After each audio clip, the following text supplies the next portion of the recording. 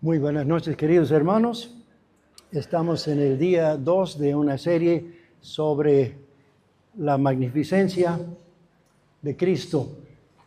Creo que va a aparecer la imagen.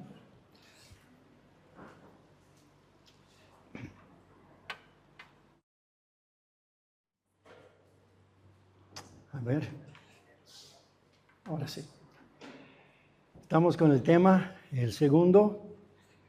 Y esta vez estaremos hablando de la perfección del Señor Jesucristo. A mí me encanta ayudar a las personas a descubrir lo maravilloso que es Jesús, porque no hay nadie tan maravilloso como Él. Una vez un hombre famoso dijo, si te acercas a los grandes hombres, descubres que no son tan grandes. Si bien brillan en algún campo, en otro campo a veces un desastre, ¿no? Y eso es el caso con cada gran hombre que ha vivido, con la excepción de uno, y él se llama Jesús. Y mientras más examinas la persona de Cristo, más descubres, más pruebas encuentras de su incomparable magnificencia, pues no hay nadie como Jesús. Lo que encontramos en el Señor Jesucristo es una magnífica demostración de la más alta calidad posible de vida humana, el ejemplo perfecto de todo lo que debe ser un ser humano. A menudo escuchamos decir, bueno, nadie es perfecto. Nadie es perfecto, falso. Hay uno que sí lo es, ¿no? Y quisiera que vayamos al Evangelio de Marcos para ver algo de la perfección de Cristo y verlo bajo 3 aspectos. Así que, Marcos, primer capítulo. En primer lugar, Él fue irreprensible. Irreprensible. Y en el primer capítulo de Marcos hay 2 testimonios de Cristo. Uno viene del cielo, el otro viene del infierno. Primero el Padre testifica en el verso 11 y dice, tú eres mi Hijo amado, en ti tengo complacencia. Nunca pudo decir eso de ningún otro ser humano. Y luego testifican demonios, incluso verso 24, y dicen, ¿qué tienes con nosotros, Jesús Nazareno? Has venido para destruirnos. Sé quién eres, el Santo de Dios. El cielo y el infierno concuerdan respecto a la perfección de Jesucristo. Quienes no se dan cuenta todavía son los seres humanos y los que le rodeaban, porque en este mundo no estamos muy acostumbrados a ver perfección. Y cuando vino el Hijo de Dios, algunos pensaron que era necesario corregirle. Y Marcos documenta varios intentos de personas que querían llamarle la atención a Jesús o señalar alguna falla en él. Cada intento fracasó porque en Cristo no hay nada que corregir. Sin embargo, hay personas que trataron de hacerlo. El Evangelio de Marcos registra varios de estos intentos. Capítulo 2, verso 5. Al ver la fe de ellos, al ver Jesús la fe de ellos, dijo al paralítico, hijo, tus pecados te son perdonados. Estaban ahí sentados algunos de los escribas, los cuales cavilaban en sus corazones. ¿Por qué este habla así? Blasfemias, dice, ¿quién puede perdonar pecados sino solo Dios? Y le calificaron de blasfemo. ¿Cómo este hombre se atreve a hacer lo que solo Dios puede hacer? Por ejemplo, si alguna persona ofende a Dios, bueno, es Dios quien podría perdonar a esa persona, ¿no es cierto? Dios estaría en el derecho de perdonar, pero si aparece otra persona y le dice, mira, yo te perdono, enseguida surge la pregunta, ¿quién se ha creído este? No, el único que tiene derecho de perdonar a esa persona es Dios, el Dios contra quien él pecó. Y aquí están diciendo algo similar de Jesús. Le dice a un paralítico, tus pecados te son perdonados. Y Cristo se dio cuenta de lo que estaban pensando. Así que la respuesta de Jesús fue muy poderosa. ¿Ustedes creen cuando yo digo tus pecados te son perdonados es puro bla bla, que mis palabras no tienen poder? Para que sepan que mis palabras tienen poder, voy a decir otra cosa. Le dijo al paralítico, levántate y toma tu camilla y vete a tu casa. Y el hombre salió con el catre debajo del brazo y se acabó la discusión. Sus palabras habían tenido poder, tremendo poder para perdonar como también para sanar. Capítulo 2, el verso 16. Y los escribas y los fariseos, viéndole comer con los publicanos y con los pecadores, dijeron a los discípulos, ¿qué es esto? Que él come y bebe con los publicanos y pecadores. ¿Cómo Jesús se va a relacionar con gente de mal vivir? Está mal. Y Jesús responde, los sanos no tienen necesidad de médico, sino los enfermos. No he venido a llamar a justos, sino a pecadores. ¿Por qué les va a asombrar ver a un médico entre enfermos? ¿Acaso esa no es la labor de un doctor? Un médico tiene que acercarse a los que necesitan su ayuda y eso es lo que hago. Quienes no entendieron bien el asunto, quienes entendieron mal la cosa eran los fariseos y no Cristo, y los reprendedores quedaron reprendidos. Capítulo 2, verso 23.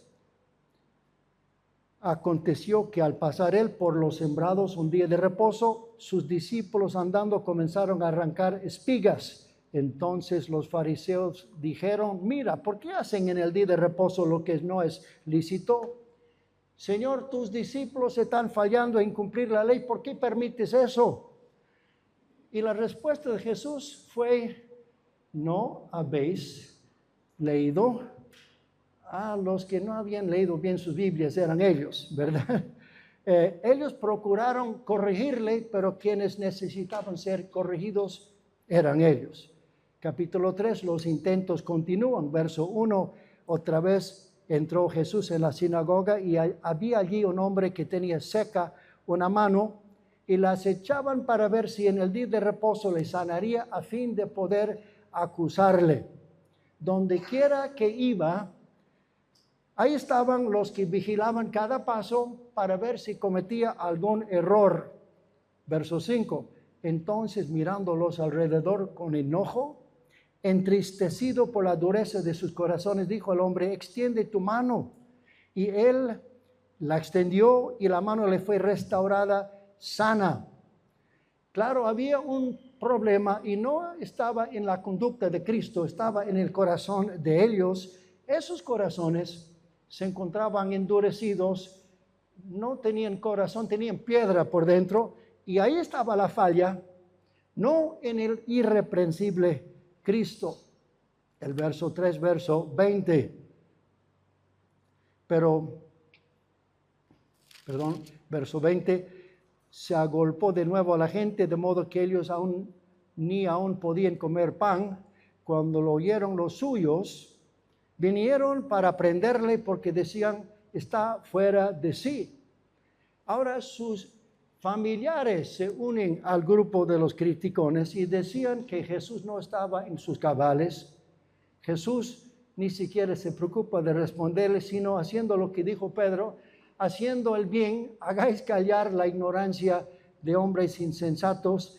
Y él siguió haciendo el bien y las críticas cayeron por su propio peso.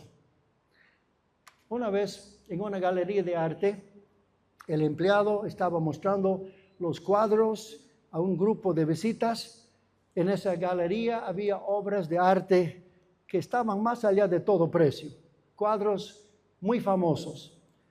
Al final del tour, un hombre dijo, bueno, esas viejas pinturas no me parecen ser tan buenas.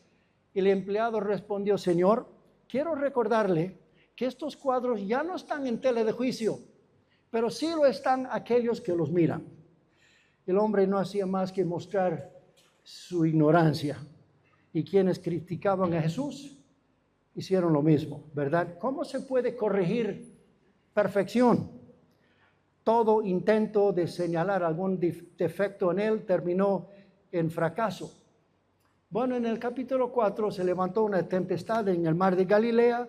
Jesús está durmiendo en el barco y los discípulos se asustan. El verso 38, leemos lo siguiente. Levantándose, verso 38, dijeron, Maestro, ¿no tienes cuidado que perecemos? Señor, ¿no te das cuenta que el barco está por irse a pique? ¿No te importa que estamos a punto de morir?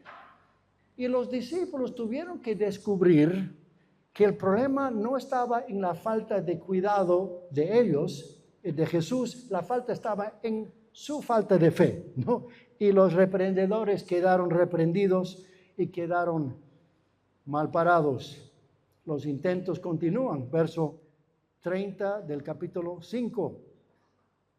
Luego Jesús, conociendo en sí mismo el poder que había salido de él, volviéndose a la multitud, dijo, ¿quién ha tocado mis vestidos? Sus discípulos le dijeron, ¿ves que la multitud te aprieta y dices, ¿quién me ha tocado? Señor, esta vez sí te has equivocado. Todo el mundo te está tocando. Lo que tú dices es absurdo. Y su observación tal vez de ellos era muy lógica, pero tuvieron que descubrir que quien tenía la razón era Jesús. Alguien sí le había tocado y se había sanado milagrosamente. Nunca logró prosperar ningún intento de encontrar una falla en Jesús. Capítulo 5, capítulo 7, verso 5. Le preguntaron pues los fariseos y los escribas, ¿por qué tus discípulos no andan conforme a la tradición de los ancianos, sino que comen pan con manos inmundas? Señor, estás descuidando un detalle importante, tus discípulos no obran de la manera correcta. Verso 6, respondiendo les dijo, hipócritas, bien profetizó de vosotros Isaías, como está escrito, este pueblo de labios me honra, mas su corazón está lejos de mí. Estos señores estaban muy ocupados en ver las manos sucias de los discípulos y no se percataban de la hipocresía que había en su corazón. Quien se había alejado del camino del Señor no era Jesús, eran los fariseos. Pero ahora Pedro hace un intento. Capítulo 8. Cristo acaba de anunciar que iba a Jerusalén, donde le iban a agarrar, le iban a crucificar, y Pedro le llamó la atención, le dice, Señor, que no te suceda eso. Y quería, dice ahí, Pedro le tomó aparte y comenzó a reconvenirle. Bueno, mucha suerte, Pedro. Dice, Señor, es cierto que tú nunca te equivocas, pero esta vez sí te has equivocado. El Mesías no va a morir, tiene que reinar, estás con el concepto equivocado. Y Pedro tuvo que descubrir que quien estaba hablando por su boca era el mismo Satanás, y Cristo le tuvo que reprender. Finalmente, en el máximo concilio de los judíos, el Sanedrín le sometieron a juicio a Jesús y determinaron de que era digno de muerte. Capítulo 14, el verso 63. Entonces el sumo sacerdote, rascando su vestidura, dijo, ¿qué más necesidad tenemos de testigos? ¿Habéis oído la blasfemia? ¿Qué os parece? A todos ellos le condenaron, declarándole ser digno de muerte. Su delito, blasfemia. Fue condenado y luego crucificado como un criminal. Jesús fue blasfemo o era quien dijo ser? Era el Santo Hijo de Dios. Bueno, la respuesta no tardó en llegar. 3 días después, la tierra tembló, Jesucristo resucitó de la muerte y Pablo luego dijo que él fue declarado Hijo de Dios con poder por la resurrección de entre los muertos. Los hombres dijeron, la paga del pecado es muerte, él merece morir, y Dios dijo, equivocados, es el único que merece vivir, y lo resucitó de la muerte, y el Santo Hijo de Dios fue vindicado por el juez del universo. Ninguna crítica, ninguna reprensión podía mantenerse de pie. Él fue el irreprensible, el impecable Cristo. Él fue la cumbre de la perfección en forma humana y el mundo nunca ha visto algo similar. Él fue irreprensible. En segundo lugar, él fue inmejorable. Inmejorable. No había nada en Jesucristo que admite mejoría. Me encanta lo que dijeron algunos en el Evangelio de Marcos, en el capítulo 7, 37. Bien lo ha hecho todo. Aquellos que le vieron a Jesucristo en acción decían, todo lo hace bien. Nosotros brillamos tal vez en alguna área. Él brilló en todas. Su vida no admite mejoría en ningún punto. Nunca tuvo que retractar algo que dijo. En ningún momento se le oye decir algo indebido. Nunca salió de su boca mentira o medias verdades. La Escritura afirma en 1 Pedro 2:22 que en su boca no se halló engaño. Santiago dijo, todos ofendemos muchas veces. Si alguno no ofende con la lengua, es varón perfecto. Bueno, nadie ha sido capaz de no ofender en algún momento con su lengua, con la excepción del Señor Jesús. Fue el único varón perfecto. Jamás tuvo que pedir disculpas por alguna acción. Nosotros tenemos que disculparnos a menudo. Nunca fue necesario en la vida de Jesús. En todo momento obró con amor, con justicia, con bondad. No había nada que enmendar. En ningún momento tuvo que confesar algún pecado. Se le ve denunciando el pecado, pero nunca confesando pecados o admitiendo alguna falta. Los hombres y mujeres más santos han sido diligentes en confesar sus pecados. Cristo no tuvo pecados que confesar. No había nada más que una santidad perfecta, bella y maravillosa. Y sus últimas palabras no eran una oración de confesión, sino una magnífica afirmación: consumado es. No había nada que agregar, nada que quitar, nada que mejorar. Nada de lo que dijo podía decirse mejor, nada de lo que hizo podría hacerse mejor. Leonardo da Vinci dijo una vez que una obra de arte nunca se termina. Siempre se puede mejorar, agregar un puntito, alguito aquí, y una obra de arte nunca se termina, finalmente queda abandonada nomás como está. Y lo que nunca se logró con una obra de arte fue logrado en la vida del Señor Jesucristo.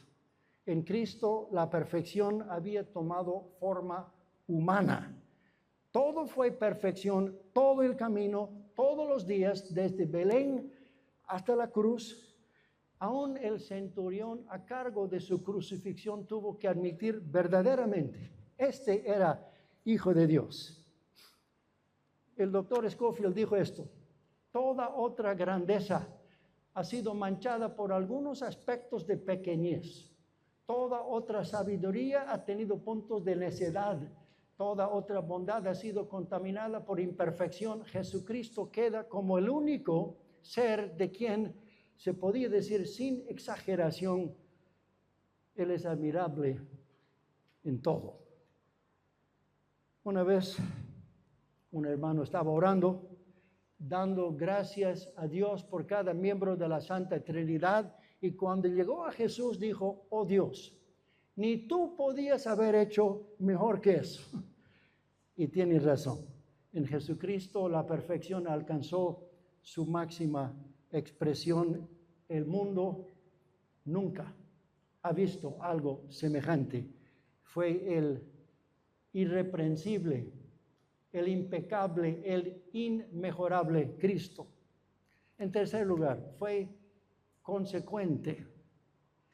Es decir, su vida, sus palabras y su vida coincidieron perfectamente. Un escritor del siglo XVII afirmó que una parte principal de su misión en este mundo fue enseñar con su ejemplo lo que él requería de otros y poner su propia conducta como una demostración perfecta de aquellas normas incomparables que él mismo estableció. Es decir, el que hizo las normas vino a este mundo a cumplirlas para decir, les voy a demostrar cómo se hace. Otros grandes maestros dijeron, ese es el camino, vayan por esa ruta. Y Jesucristo dijo, síganme a mí. Otros maestros llamaron a la gente a seguir sus enseñanzas. Cristo nos llamó a seguir sus pisadas. Capítulo 1, el verso 22, dice así, se admiraban de su doctrina porque les enseñaba como quien tiene autoridad y no como los escribas. Sus prédicas tenían impacto, tenían fuerza, porque no solamente estaban en sus labios, estaban en su propia vida, en su propio ejemplo. Él no solo hablaba la palabra, él era la palabra. Cuando enseñaba del amor de Dios, sus oyentes sabían lo que era eso, porque lo veían en su rostro, en su vida y en su conducta. Cuando hablaba del reino, la gente no solo oía palabras, la gente veía el reino hecho presente en su persona. Por fin había llegado alguien en quien palabra y obra eran una sola cosa. Fue dicho de Séneca, el famoso filósofo romano, sus pensamientos eran excelentes si tan solo tuviera el derecho de expresarlos. En el caso de Cristo, la excelencia de sus palabras fue respaldada por la excelencia de su vida. No había ninguna discrepancia entre lo que enseñó y lo que vivió. No había una pizca de hipocresía. Lo que hacía y lo que decía coincidían perfectamente. Una vez había un misionero en la India que contrató los servicios de un nativo, quien le llevaba de un pueblo a otro donde él iba predicando. Y luego de trabajar con el misionero un tiempo, él le dijo, oiga, ¿por qué no me deja a mí predicar en el segundo pueblo? ¿Y tú qué vas a predicar? Bueno, voy a predicar en contra del alcohol y del tabaco. Pero tú bebes y tú fumas. Sí, hermano, pero la gente no sabe eso. Qué poderoso mensaje iba a entregar este hombre, ¿no? A menudo, como predicadores o como papás, no practicamos lo que predicamos. Somos buenos para dar consejos, no tan buenos para dar ejemplo. Hijo, no vas a mentir, pero dile que no estoy. Bueno, sí, a veces somos hipócritas de primera y hay un abismo entre lo que decimos y lo que hacemos. En la vida de Cristo no existió tal situación. En Marcos capítulo 7, Jesús reprendió a los judíos por violar el quinto mandamiento acerca de honrar a los padres. Y Jesucristo cumplió ese mandamiento. En el libro de Lucas capítulo 2, leemos lo siguiente. Verso 51, descendió con ellos, volvió a Nazaret y estaba sujeto a ellos, a sus papás. El santo Hijo de Dios sometiéndose a padres falibles, ejemplo de sumisión. Y antes de morir, Jesús se preocupó por su mamá y lo entregó al cuidado del discípulo que mejor entendía el tema del amor. ¿Y qué de su Padre Celestial? ¿Siempre supo honrarlo también? 2 veces en el Evangelio de Marcos, Dios habla con voz audible del cielo y ambas veces dice lo mismo, básicamente, este es mi Hijo amado en quien tengo complacencia. Nunca un padre estuvo tan satisfecho con su hijo. ¿Y qué pasaría si el padre le pidiera el último, el máximo sacrificio, el morir en una cruz? ¿Qué haría? Y Jesús dijo, aparta de mí esta copa, mas no lo que yo quiero, sino lo que tú, y se dirigió a la cruz. Cuán admirable fue Jesucristo, fue el ejemplo perfecto de todo lo que enseñó. Jesús le dijo una palabra al joven rico, ¿se acuerdan? En Marcos 10, verso 21, le dijo, una cosa te falta. Anda, vende lo que tienes y dalo a los pobres y tendrás tesoro en el cielo. Y ven y sígueme tomando tu cruz. Ah, qué bonito consejo, ¿no? Vende todo lo que tienes, entrégalo a los pobres y sígueme. ¿Acaso lo hizo Jesús? Hizo exactamente eso. Y Pablo dijo, porque conocéis la gracia de nuestro Señor Jesucristo, que siendo rico, se hizo pobre para que por su pobreza fuésemos enriquecidos. Él hizo exactamente lo que le estaba pidiendo al joven rico. Si quieres ser perfecto, le dijo, hay uno solo. Hay uno solo que alcanzó la perfección. Es el incomparable Cristo. Otros maestros señalaron un elevado, un sublime ideal y dijeron, así deben vivir. Pero era puro idealismo porque ellos mismos no eran capaces de alcanzarlo. El cristianismo no es idealismo porque la sublima ética que enseñó Jesús, él mismo la practicó y la cumplió.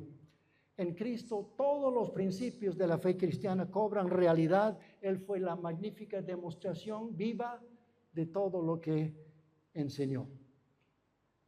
En Marcos capítulo 12 hay un incidente cuando los judíos vinieron con una trampa acerca de los tributos. Jesús, hay que pagar impuestos a César. Ahora, fue una trampa bien astuta porque si él dice sí, el pueblo se va a molestar y si dice no, los romanos van a caer encima. De cualquier manera, le tienen contra la pared.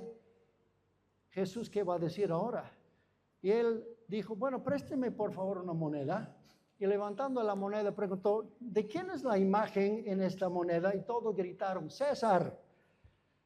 Muy bien, dad a César lo que es de César y a Dios lo que es de Dios.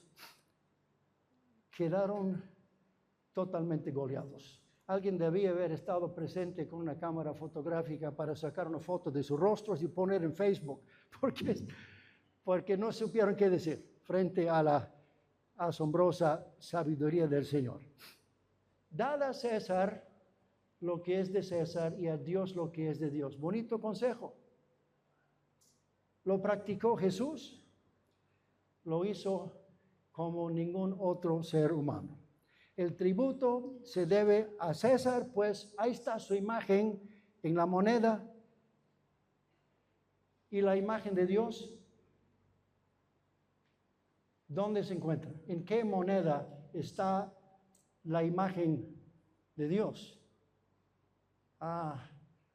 Esta es la moneda, porque fuimos hechos a la imagen y semejanza de Dios. Y si esta moneda lleva la imagen de Dios, ¿para qué es esta moneda? Es para invertirla, para honrar a Dios y para servirle a Él. ¿Y qué hemos hecho con la moneda? Le hemos gastado como se nos ha venido en ganas, ¿no? Y no hemos invertido nuestra vida como corresponde. Hemos vivido sirviendo a nuestros intereses personales. El único que en todo momento dio a Dios lo que es de Dios fue el Señor Jesucristo. Él vivió de tal manera que cada paso, cada acción fue una ofrenda de adoración a Dios. Y su muerte fue la última ofrenda final. Pablo dijo que su vida fue ofrenda y sacrificio a Dios en olor fragante. ¡Qué fragancia! Dios nunca había recibido de ningún ser humano una ofrenda así. Nunca hombre alguno se entregó a hacer perfectamente la voluntad de Dios. Nunca ha habido una vida tan fragante. Él es el incomparable Cristo y no hay maravilla como Él. Marcos, capítulo 12, verso 31. Entonces, 12:31. Y el segundo es semejante: amarás a tu prójimo como a ti mismo. No hay otro mandamiento mayor que estos.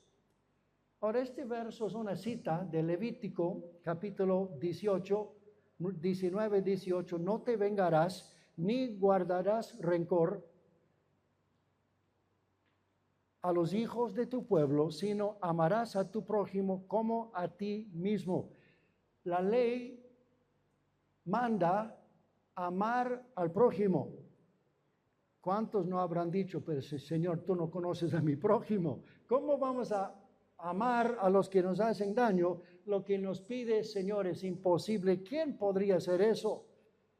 Y un día Él vino a ser nuestro prójimo y dijo, les voy a mostrar cómo se hace. Y Él amó como nunca alguien había amado. Contemplamos su vida y quedamos pasmados.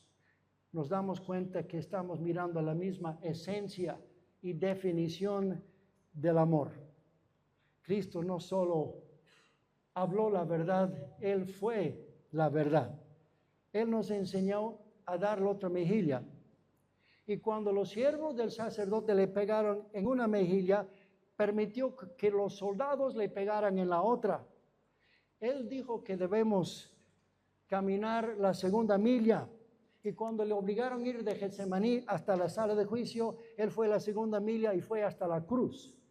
Él nos enseñó no solo a dar el manto, sino también el abrigo. Y cuando le quitaron su ropa al pie de la cruz, desde aquel día ha estado entregando un manto de justicia a los que confían en Él.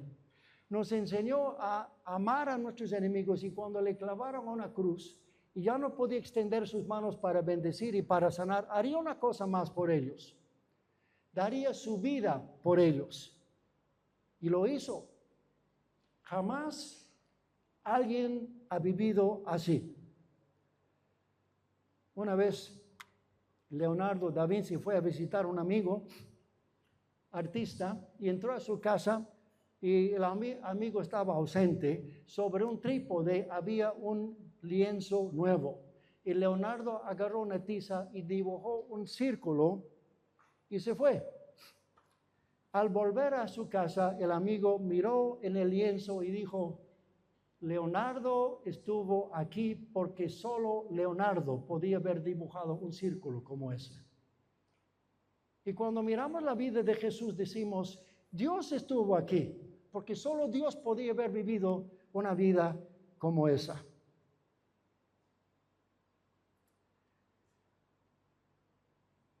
Fue irreprensible,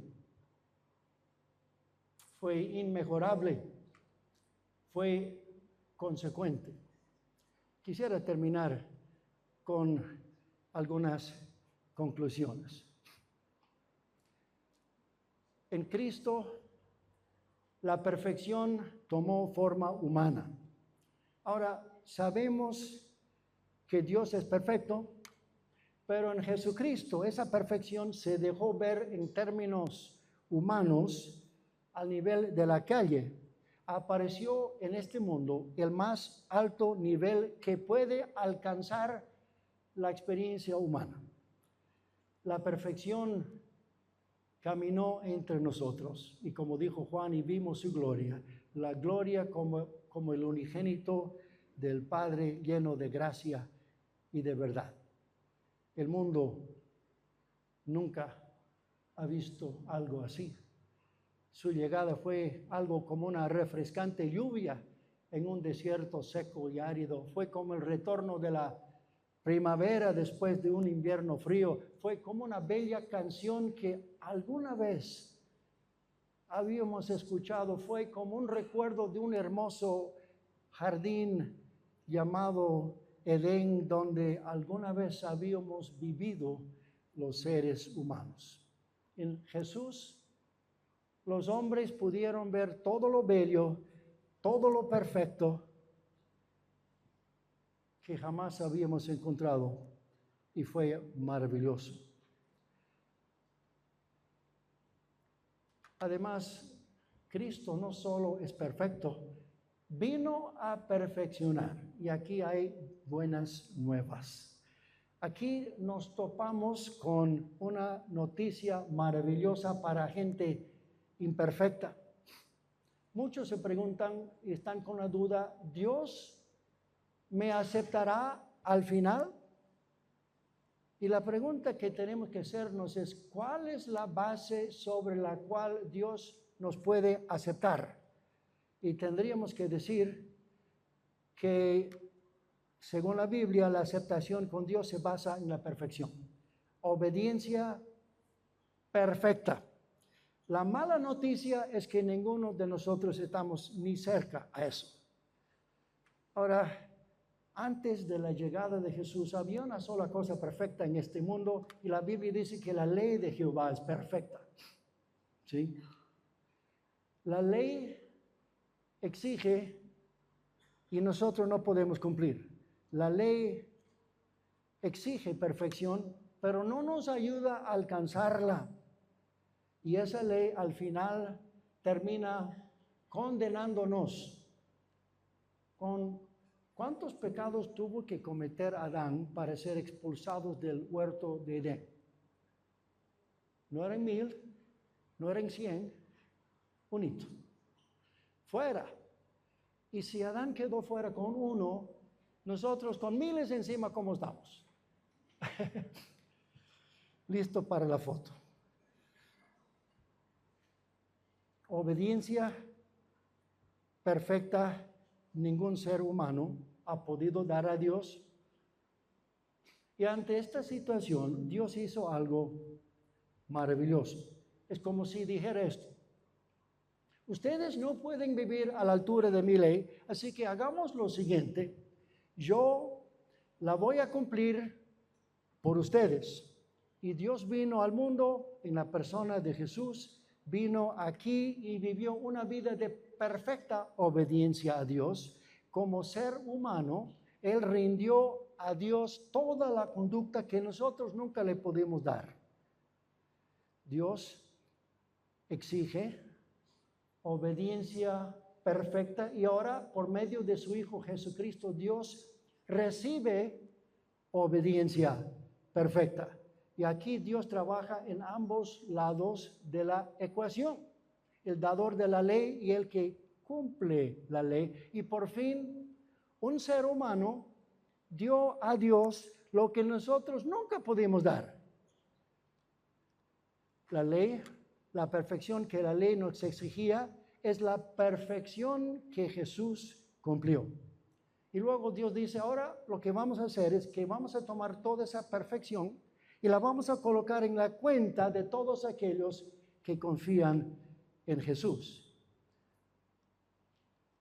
Y esa perfección es lo que Él regala a los que confían en Él. En la Biblia eso se llama justificación.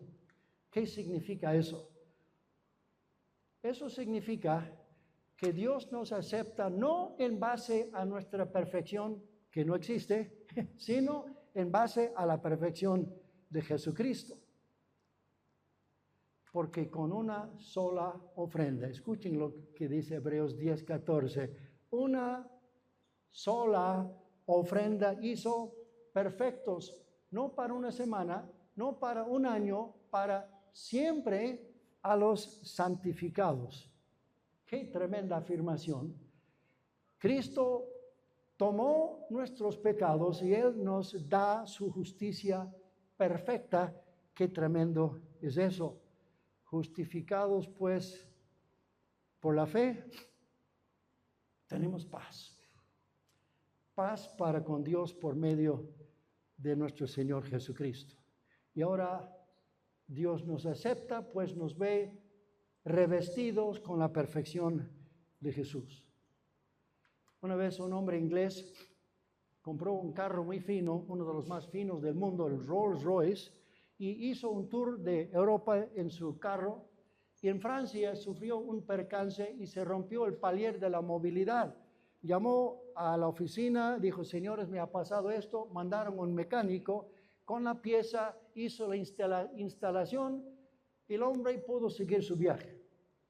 Regresó a casa, pero nunca llegó la factura de la reparación. Finalmente llamó a la empresa, señores, en Francia se me rompió el palier, ustedes me lo repararon, pero nunca me cobraron.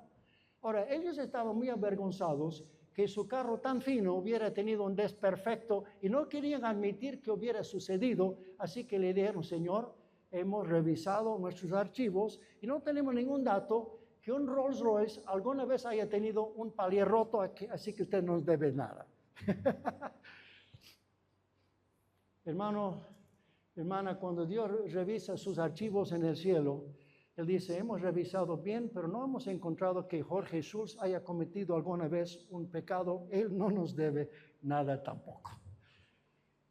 Eso se llama la justificación. Quedamos con los antecedentes de Jesucristo puestos en nuestra cuenta. ¿Se acuerdan que cuando el joven, el hijo pródigo, terminó con los cerdos, decidió volver a casa porque se moría de hambre? Y cuando aún estaba lejos, lo vio su padre y salió corriendo, le dio un abrazo de oso, le llenó de besos y luego se dio la vuelta y dijo, traigan la mejor ropa. ¿Cuál es la mejor ropa que Dios tiene en su ropero? Es el manto puro, perfecto del Señor Jesús. Traigan la mejor ropa. Y el que vivió con los chanchos, ahora queda con la mejor ropa. Bueno, esto hace recuerdo de lo que pasó en el huerto de Edén. Antes de la caída en el pecado, ¿qué vestían Adán y Eva? No usaban ropa, ¿no? ¿Están seguros? Yo creo que había una cierta gloria, un resplandor que les rodeaba, porque ¿se acuerdan de Moisés? Subió al monte Sinaí y estando con Dios 40 días bajó y su rostro estaba resplandeciente. La gente se asustó al verle a Moisés. Adán y Eva estaban en su presencia cada día sin pecado. ¿Cómo estarían ellos? Me imagino que había una cierta gloria que tenían. Y cuando pecaron, se apagó la luz y de pronto se sintieron desnudos y recurrieron a la materia prima que estaba a la mano y pronto estaban vistiendo ropa de última moda, de color verde, de material orgánico, hojas de higuera, ¿no? Y vino Dios, Adán, ¿dónde estás? Y se escondió. Señor, estoy por acá porque me escondí, me sentí desnudo. Pero Adán, estás con tu nueva ropa, ¿por qué dices eso? Sí, Señor, pero no es como antes. ¿Y qué hizo Dios? Sacrificó animales, primer derramamiento de sangre en la Biblia, y tomó túnicas, hizo túnicas y vistió a Adán y Eva. Y Adán se fijó, mira, Eva, no es poliéster ni algodón esto, pieles. Animales han muerto para que tengamos esta ropa. Cuando Dios sacrificó a aquellos animales, ¿En qué estaría pensando? Había un nudo en la garganta, lágrimas en los ojos, tal vez si podemos hablar en esos términos del Altísimo, porque él sabía que un día no sería animalitos en el huerto, un día sería su hijo en una cruz, dando su vida para que Dios pudiera tomar la perfección de Jesús y vestir a los que vienen de vivir con los cerdos, y decir, traigan la mejor ropa y vístanle. Esa nueva ropa costó la sangre de Jesús. Justificados por la fe tenemos paz. La justificación soluciona nuestra relación con Dios, elimina toda culpa y nos da la perfección de Jesús. Es instantáneo, es perfecto. Quedamos aceptos en el amado, no en nuestra aceptabilidad, sino en la de Él. Ahora, la justificación sucede en el momento cuando alguien confía en Cristo, pero hay otro proceso que se llama santificación.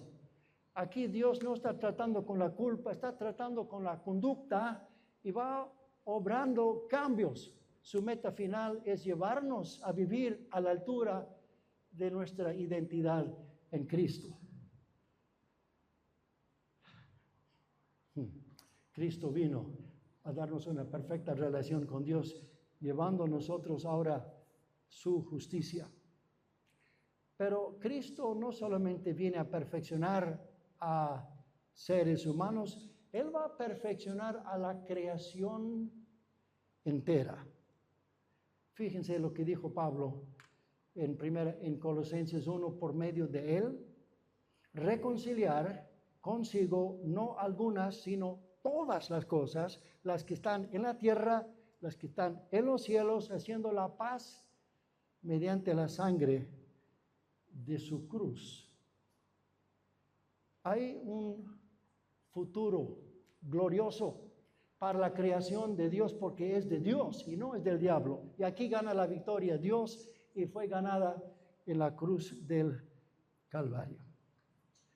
Había un campesino que vivía en un pueblo lejos en el campo y tenía un violín que estaba destemplado y no tenía cómo templar su violín, así que mandó una carta a una emisora de radio pidiendo que en una determinada fecha, en una determinada hora, emitieran por la radio la nota musical La, para que él, escuchando la radio, pudiera en su choza afinar su instrumento. Bueno, la radio accedió a esta solicitud poco usual y en el día señalado todos escucharon la nota musical La por la radio, y en el campo el hombre escuchó, afinó su violín y nuevamente su choza se llenó de alegres notas musicales.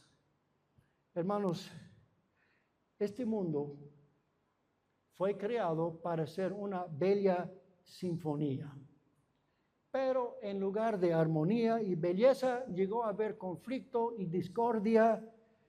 La sinfonía se echó a perder y nadie sabía cómo arreglarlo. No teníamos cómo afinar los instrumentos hasta que vino Jesús. De pronto escuchamos la nota la nota a la cual todos debemos afinarnos, la nota que nunca pudimos encontrar. Y en la medida en que volvamos a la armonía con Él, se va restaurando la gran sinfonía original y el proceso ya comenzó. Y dice Filipenses 1:6, el que comenzó en vosotros la buena obra, la perfeccionará hasta el día de Jesucristo. Dios se ha propuesto hacernos como su Hijo Jesús. Ese es el magnífico destino que Dios tiene para nosotros. Y hay personas que ya participan de esta nueva creación de Dios, de modo que si alguno está en Cristo, nueva creación es. Y Dios y Cristo está en ellos, afinando sus vidas, poniendo un nuevo cántico en su boca. Y tal vez tú eres uno de ellos. Y un día, el universo entero va a escuchar y va a quedar boquiabierto al escuchar la sinfonía final de los redimidos. Se va a restaurar la sinfonía original de la creación y va a ser más bella todavía porque ahora se van a añadir nuevas notas, las notas de la gracia, de la misericordia, la melodía de la redención, y este universo nunca habrá escuchado algo tan bello. Y llegará el momento mencionado en Apocalipsis capítulo 5, cuando nos dice esto: a todo lo creado que está en el cielo y sobre la tierra y debajo de la tierra y en el mar y a todas las cosas que en ellos hay, oí decir al que está sentado en el trono y al Cordero sea la alabanza, la honra, la gloria y el poder por los siglos de los siglos. Si tu vida es como un violín destemplado, pues ponlo en manos del Señor Jesucristo, porque Él vino para restaurar, para perfeccionar, para tomar vidas arruinadas y destruidas y restaurar en ellas la belleza de la melodía original para la cual fuimos creados.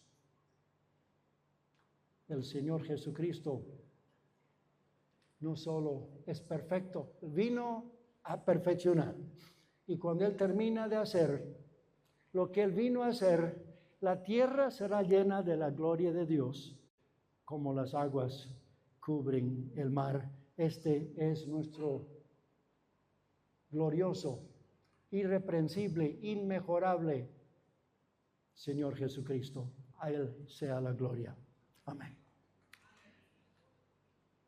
Padre bendito, cuán agradecidos estamos de saber que no nos dejaste en la ruina y en el pecado, mandaste a tu Santo Hijo.